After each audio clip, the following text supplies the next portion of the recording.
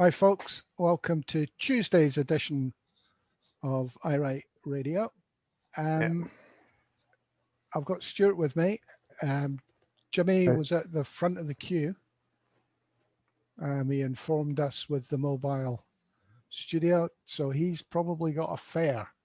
But you have no idea how far it might go. So We've no idea. The joys of being a taxi driver. You don't know where you're going to be. A private public servant. So we're hoping he'll jump in at some point, but we're just going to go ahead. Nicola Sturgeon's making a statement on the coronavirus to the Scottish Parliament. 2:05, I think.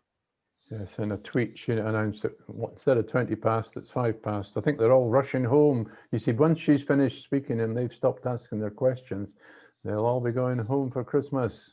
I thought there was an FMQ on Wednesday. Oh, so there is. Oh, well. Anyway, so we will make this quite a brief one because I think she's going to announce what we've got to look forward to Boxing Day onward. A couple of things that were picked up today. Stuart, you saw the thread from the Welsh Labour for Indie group. It's a Labour for India in Wales, and it's a complete Welsh perspective.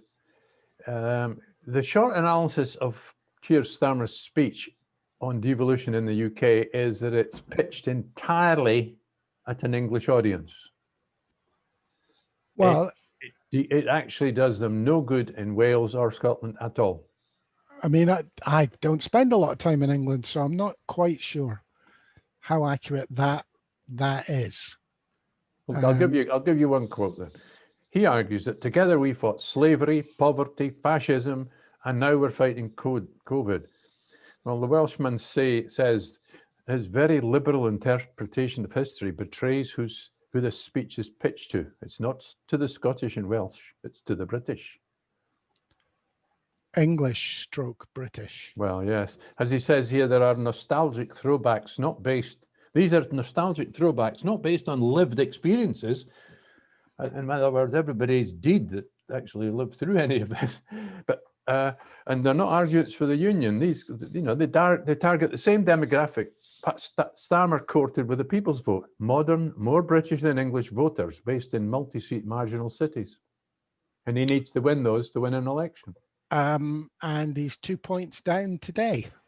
So he's no longer neck and neck. He's 2 points below Boris Johnson. I mean, the idea that, he's taken this right out of Brown's playbook. I will guarantee you the vow, only to watch it disintegrate in front of his eyes because he had no power to guarantee anything. And unless Starmer gets into power, he has no power to guarantee anything either. The whole thing's a nonsense. It's an election pitch, supposedly for Holyrood next year. Well, if 25% of Labour voters want independence, is he going to lose another 25% of his vote? His speech, in one paragraph, he used the term secessionists, separatists, about 10 times.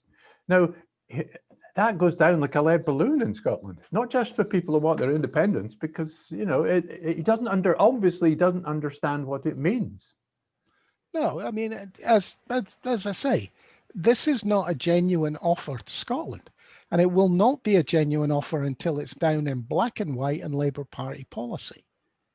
And it'll be a waste of paper if it doesn't have a clause that gives real power to Scotland, i.e.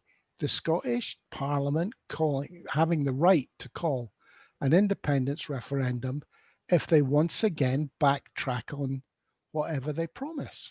Well, apart from just a quick reference to the fact that sovereignty will remain at Westminster, I brought up the term dominion status, which was the way that New Zealand, Australia, South Africa, Canada, and effectively Ireland too got their independence. a halfway house, but there was no chance of they've ever been colonized back because they wouldn't have put up with it in Canada and Australia. Well, I think maybe the British government and the British opposition have learnt their lesson. There is no way this is going to do any agreement, future agreement, call it what you want, federalism, super DEVO max, max. Doesn't matter. You will not have the right given to a Scottish Parliament to get independence. So the only way we're going to gain our independence is to take it, not with permission. Yeah, and I will argue that the easiest way for me to do it is simply to turn around to the British government and say, sorry, the Act of Union is now, the Treaty of Union is now out of date. We want to renegotiate it.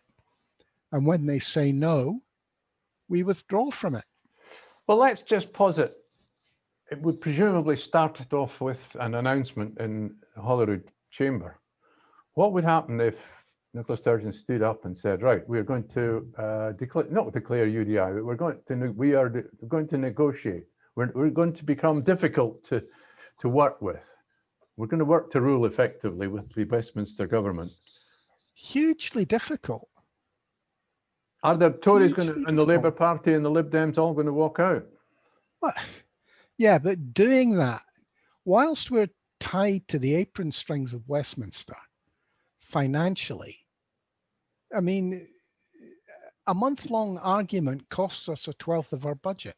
Yeah, all right. So, I mean, it's a very difficult thing to do without a mandate. I'm more concerned with, I think, what underpins, let's say, Peter A. Bell's argument, which is think about the very opening of the Scottish Parliament. And we had Mrs. Ewing saying that it had reopened. It wasn't like it was a new thing. It had just reopened the Parliament. Yeah. On that principle, I think that's what you've got to build on if we're going to get our independence. Peter is arguing about a state of mind. It's not a practical step. It's a state of mind. And I don't disagree with him. But now is the time for practical steps. So what is a practical step? Well, his case, well, let me finish then. His case effectively is that the Scottish Parliament is the only functioning body that we can use to gain our independence. If we didn't have the Scottish Parliament, we'd have to have another Scottish constitutional convention. We'd have to pull together Civic Scotland and do everything that's already been done and already embodied in our Scottish Parliament. And if we lose more powers, the ability to use the Scottish Parliament to gain our independence is removed. Well, we don't have the power now at the Scottish Parliament to do it. But what else are we going to use? Well, I mean, the reality is there is no way without the agreement of Westminster that we can do it without stepping out with the confines of what is now Britain. I agree with Peter about that. But what Peter's talking about is a mindset. It's about thinking of Scotland being sovereign and acting accordingly. Now, he has never yet said to me that I've seen what steps you take. He's never said he supports UDI. In fact, he said the opposite. I'm suggesting the steps have to be taken in the chamber at Holyrood. I'm not disagreeing with you, but you can only do it through finding a way democratically, I think, to hold a referendum, or you renegotiate the Treaty of Union. I can't see another way.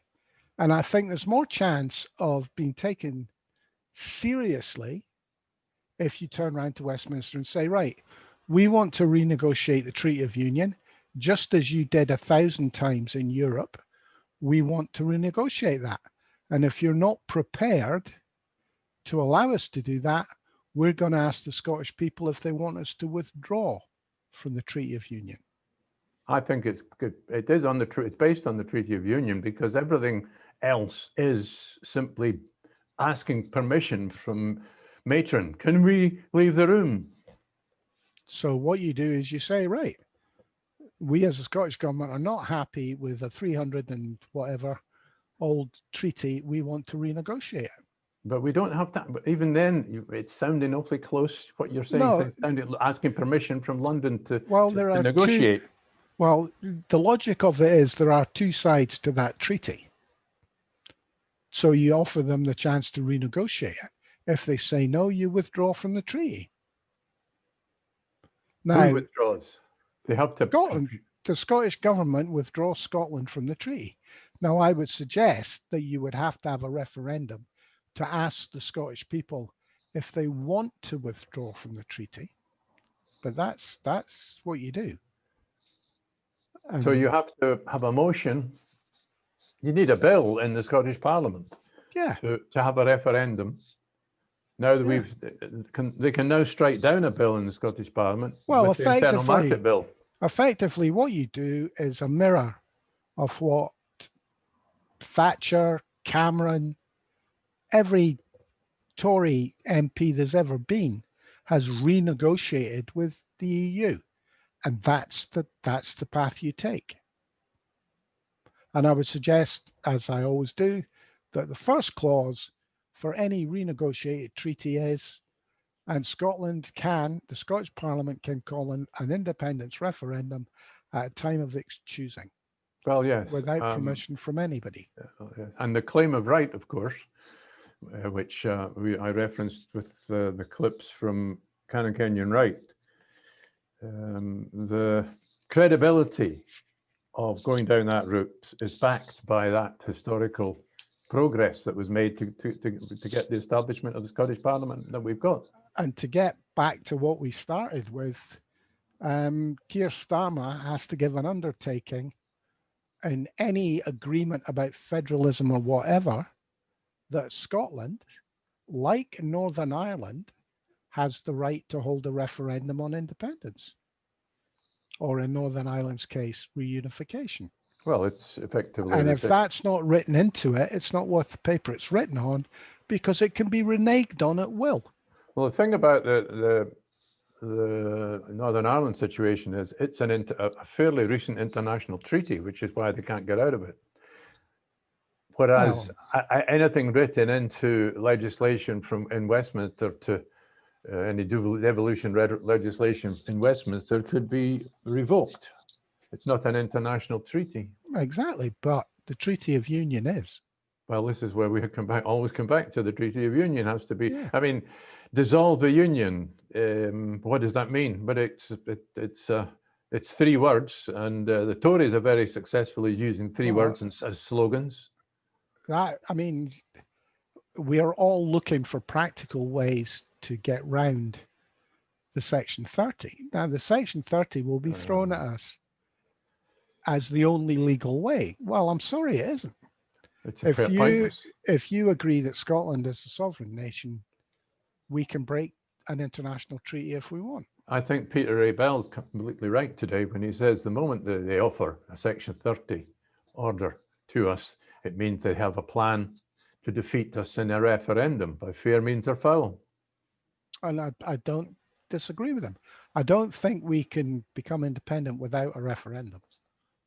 No, I don't think anybody's saying that. The question is, do you declare I say declare independence, it sounds like you do, but do you declare the treaty rescinded and then have a vote to support it, a confirmatory vote by the people? Yeah, well, what you do... That was done with getting into the European Union. Well, they only had a vote after we were already in. Well, what will happen is Westminster will insist on 2 things: ignoring any vote, right? So you won't be allowed to vote on revisiting the Treaty of Union because that's a constitutional issue, which I think would immediately rescind the treaty, because it's one side of the treaty claiming rights over the other side of the treaty to renegotiate the treaty. We need to get you a lawyer, constitutional lawyer. Who it ceases to be a treaty. Who do we know? So, that's my view. Can it be done? I don't know, as you Do say. you think we should? Do you think Elliot Bulmer might have some answers to our questions? No, I think Pete Warrior's the man to go to. You want a lawyer? Elliot can write constitutions. I'm not sure that he's got the legal acumen. I'd like to interview both of them, I think. Perhaps not at the same time, but we'll see. Okay, so the whole thing is a trap. Well, Peter A. Bell, obviously, he uses 800 words to say 100 again, but it's a very passionate, it's one of his days where he's on the top of the curve rather than the bottom. The man doesn't matter. He's talking about Keir Starmer's speech. But at the same time, what he's talking about is just what we've been talking about. Well, effectively, Peter is, in different words, saying what our Welsh Labour independista was saying. That this has nothing to do with Scotland. This is all about votes in England. I like this one or two quotes from Peter Bell's. The message is the same, no matter which British nationalist trumpet you might listen to in a moment of carelessness. Sometimes he's good. That message is very simple. There shall be no exercise of the democratic right of self-determination while there is a possibility that this might put the Union in jeopardy. Yeah. I mean, the whole thing, federalism, devolution, is all designed to stymie independence. It's not designed to listen to the people of Scotland, Ireland, or Wales. It's designed to maintain the status quo. But you've got to remember that Peter's target isn't anybody else but Nicola Sturgeon. What he says is, bear in mind that these are the same people Nicola Sturgeon hopes will graciously and honestly cooperate in providing a free and fair referendum. Well, we know that. History undermines his argument because one prime minister was overconfident and allowed. Well, you can argue he made the right political decision. You're talking about Brexit? No, I'm talking about the 2014 referendum. 14 one. Well, they won it. Well, that's what I'm saying. I mean, I think he was overconfident because I didn't think he expected for it to be as close as it was. Obviously. But that is no indicator of the future, I'm afraid. Yes, so Peter's right there. I mean, in one sentence, Peter says it. The fact is that the more support for independence grows, the more determined that resistance becomes. So, I mean, it undermines Nicola Sturgeon's position completely. You can't have both. Yeah, but Nicola Sturgeon, I mean, right, do you want her to go to jail? Because she would be jailed. You know, I mean, the minute you step out with the agreements that have been written to keep Scotland in its place, what you do becomes illegal. And you start looking at Catalan. If that goes the wrong way, you lose Holyrood and you never have a Scottish Parliament again. Yeah, but then you'd have an uprising. Would you? Oh, I think so. Oh, do you? I don't. No, there we can disagree, but neither of us has got any evidence. I don't think anybody's picking up guns and bombs. Can't say it. Well, it depends what you mean by an uprising. It could be just numbers on the streets. It's certainly been possible in recent years to pull out huge numbers on the streets. And if they were angry this time rather than joyful, then it could be a very different story. Well, it won't be anything like the numbers we've seen supporting yes, I'll tell you that. Starmer is of no consequence, is how Peter sums up, but what he really means is it's all on Nicola Sturgeon's shoulders. She wanted the job. Not even a pandemic can excuse her from the responsibilities that come with being First Minister. If that doesn't include a responsibility to defend this nation against the British nationalist onslaught as much as from the virus, then what is the point?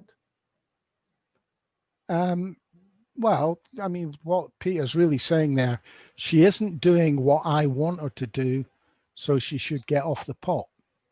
She isn't doing what she was voted into office by an awful lot of people in Scotland to do. Did she say she would hold an independence referendum by today? I cannot answer that one too easily. I would need to go and check everything she said, Exactly. which isn't so easy, is it?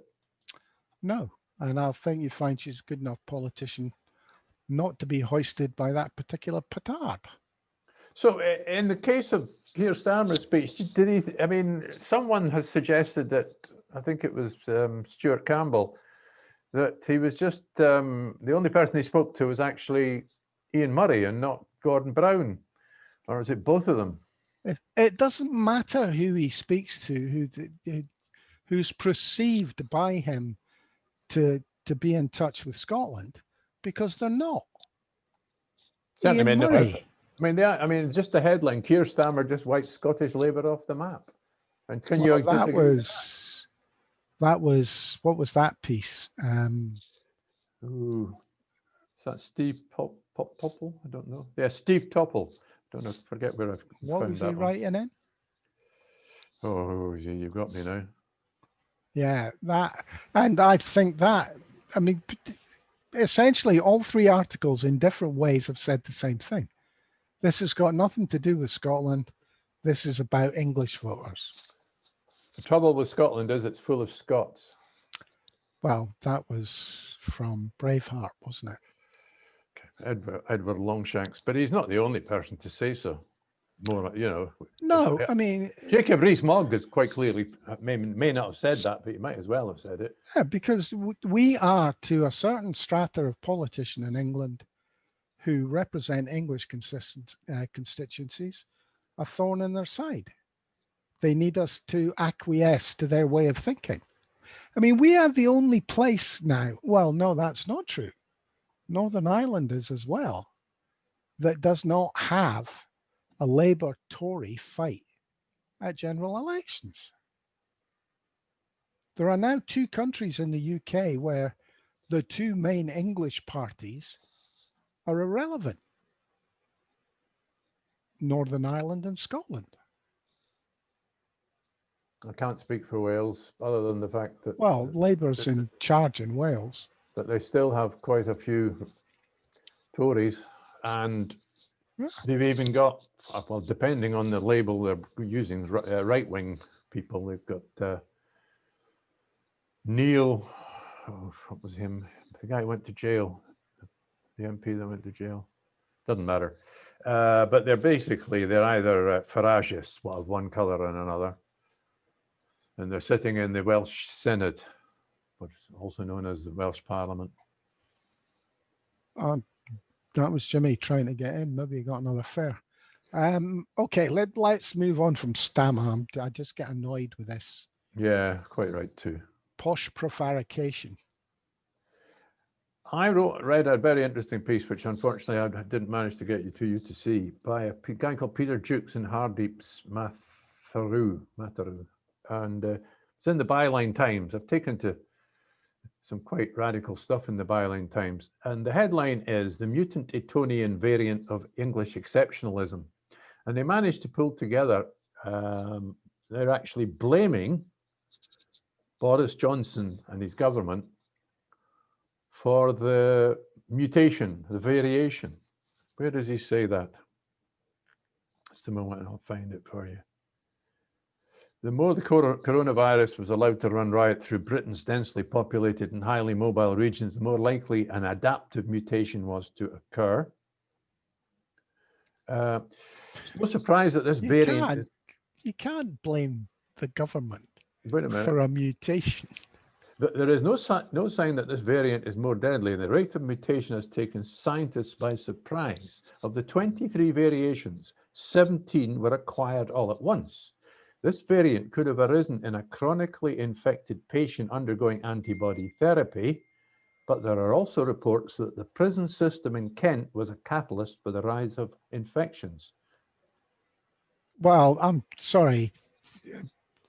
I have no idea how anybody could seriously want to land the blame for a biological mutation on any government. Well, the excuse is if you'd had actually herd immunity, if you let it run riot, the reality of neglect and negligence has made such mutation mathematically much more likely. Right. This is the argument, whether you agree with it or not. This is the case. Well, I'm not going to doubt that there's some science behind that. It sounds quite sensible, but you know, so why aren't we blaming Donald Trump in America? Because it's run riot in America. No, I'm sorry, I don't accept that. And it also say, who says this? Britain's COVID rates are higher than those in Italy and Germany because its people are too freedom loving. Well, I think maybe its government's too freedom loving, or too scared of its donors losing money. So you don't think ideology has got anything to do with the fact that Britain's the worst case in Europe for deaths, infections? Sorry, what did I just say? Well, say it again then. A government that's too scared of its Tory donors to shut down businesses. Yes, I do think ideology. Well, that's not quite ideology, but that's lobbying, but yes. Well, I mean, it's the free market nonsense. Let them eat cake and die of COVID. Well, apparently, this case that they make is based on the fact that when this pandemic broke, in one sense, Britain was well prepared. We have got a superb health system, and we have a very big bio, what do you call it? Medical, pharmacy. Just keep it to world beating, mate. Oh no, nobody's not saying it's world beating, but there is an awful lot of medical stuff in our universities and all the rest of it. But the biggest, what they say was Britain was once actually renowned for a pragmatic attitude to fact and an empiricist emphasis on science and evidence. And that would have been, if that was applied, that would have been the greatest threat to the propagation and persistence of the coronavirus. We've got to. This is rather than saying he's chopping and changing. It's saying right from it's English exceptionalism. I think it's timing. Timing and fear of taking unpopular decisions. That's what I think it's about. I think Boris didn't want to take decisions that would have made him unpopular. He doesn't know any other way to be a politician. No. Well, he doesn't know how to be a leader. Well, he knows how to campaign, but that's a different thing altogether. I mean, so did Screaming Lord Sutch, but he never got into power, did he? Well, yeah, but I don't think he ever really wanted it. I suppose we need to talk about the French shutting the border. That's amazing, isn't it? Well, what I found amazing was all the Brexiteers howling with rage while France exercised its sovereignty against Britain. While it was in the EU, and they told us that we couldn't exercise our sovereignty while we were in the EU. So that was obviously a lie. Well, I think all of it was a lie. But it's a wee whiff of what might be down the road. Can you imagine if we weren't in Brexit at the moment, how long it would have taken to organize what's had to be organized with a view to Brexit had the French done this? It's only because of Brexit it's not 10 times worse. It is worse than the government is admitting, about 10 times worse, the number of lorries in Kent. Well, the last I heard was 1,500. I think that's just the two official places. That's the stack on the M2 or the M20 plus the airfield, but there's lorries everywhere, packed up absolutely everywhere, and they are peeing and pooing everywhere. If you lived in Kent and you got 10 of these lorries outside your door, where are they peeing and pooing? Well, maybe is it not the kind of community that would let them in to use their toilets? I have no idea. Quite astonishing, really. Although, I mean, this has been a surprise to the government. Jimmy is now trying for the third time to get in. Oh, well. Let's hang on. And it's not letting him. Oh, well. There he is. Ah, finally. So we'll get a rant from Jimmy, I hope. Oh, there he is. Lucky third attempt, Jimmy. Yeah, I'm assuming there's some pretty shonky 4G up the south side, mate. I couldn't get in. All right, cool. Some that teach you to go to the south side then. Well, either that or the Polish have got it blocked because that's where all the dealers are situated these days. Aye. It's a bit like well, being in Glasgow. Oh, you want to go south of the river. So, That was somebody going to the dead centre of the town, mate. Well, we've had a pop at Starmer. Oh, nice. And we're now sort of dodging around Brexit. And well, the toilet of England, as yeah, Kent is now known. 10 lorries down your street, pooing and peeing everywhere. Don't be such a dirty. Aye. So, seeing as you've just joined us, you get the Well. next subject, James. Aye, well, you've already lambasted Sir Keir Cameron, I suppose I shouldn't go there. Although Peter Bell's piece this morning was superb. Possibly one of his best. Yeah, let's have a pop at Priti Patel. Oh, God. What's she done now? Well, she's basically telling people on Radio 4 earlier on today that the UK government have been ahead of the curve the whole time. Yes. This, I heard that. pandemic. And as far as I'm concerned, they're that far away from the curve, they can't see the curve. The other thing that stood out for me in that interview was the number of times she used 10 words when 2 would have done it. Yeah, she's definitely been to the Nadeem Zahawi School of Public Speaking, eh? Well, I presume it's the way they cut the questions down. Yeah. I mean, we can't be too disparaging about Nicola's a past master at that, eh? She is, I have to say. But she doesn't sound as though she's in her second year at secondary. Well, she's doing it. I was watching her act. I seen a wee bit of Priti Patel on, I think it was GMTV this morning, and she made a remarkable faux pas. I just used the wrong word, but I can't remember for the life of me what it is now. And that was about 7:30 this morning. That's a lifetime ago. She's got a touch of Bush the Younger about her. Yes, most definitely. What was she made? There was something she said on Radio 4 about lots and lots of human individuals or something, when all she had to say was lots of people. You know, it was well, she's Boris adores it, mate. She's a bigger haver than he is, and that's probably why he keeps her in the cabinet. Well, I'm always worried about the interior minister of any country, even a democracy. They have far too much power. They tend to lock people up that shouldn't be locked up.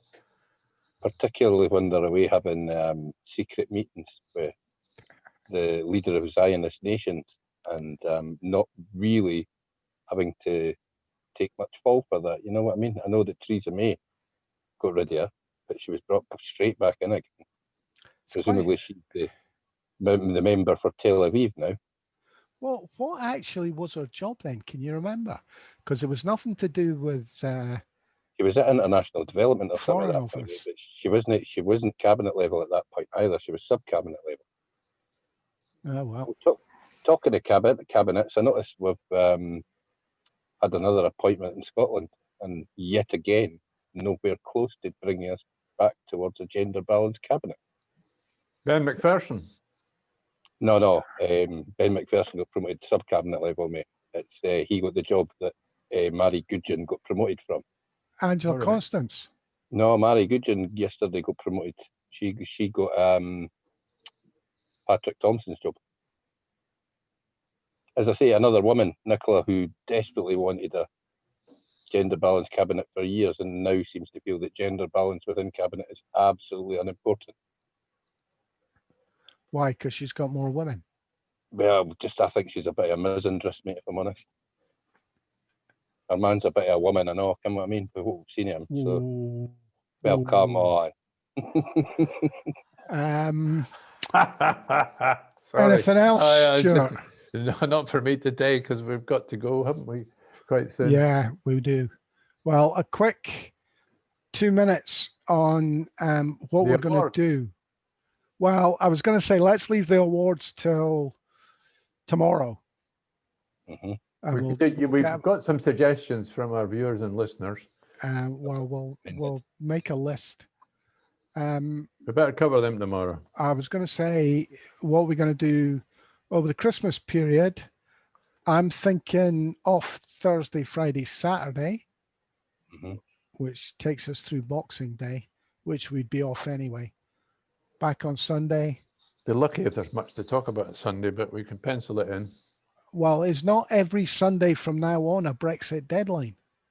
I'll let you. Has it not become a tradition?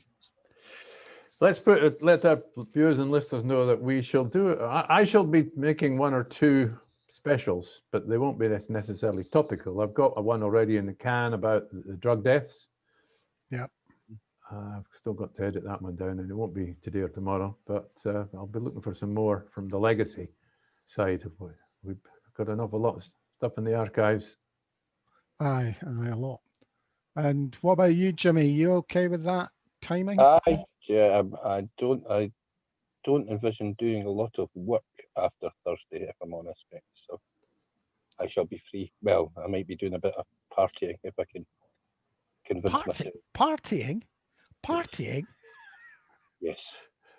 My I can have a God, party sir. for one. I can have a party for one in my own head, mate, as long as I get to an offie. Nicola just phoned me. Just because it's Christmas, don't think you can go out partying. Nicola should consider wheesting, given that she seems to be pushing the line of wheest for Nicky rather than wheest for Indy.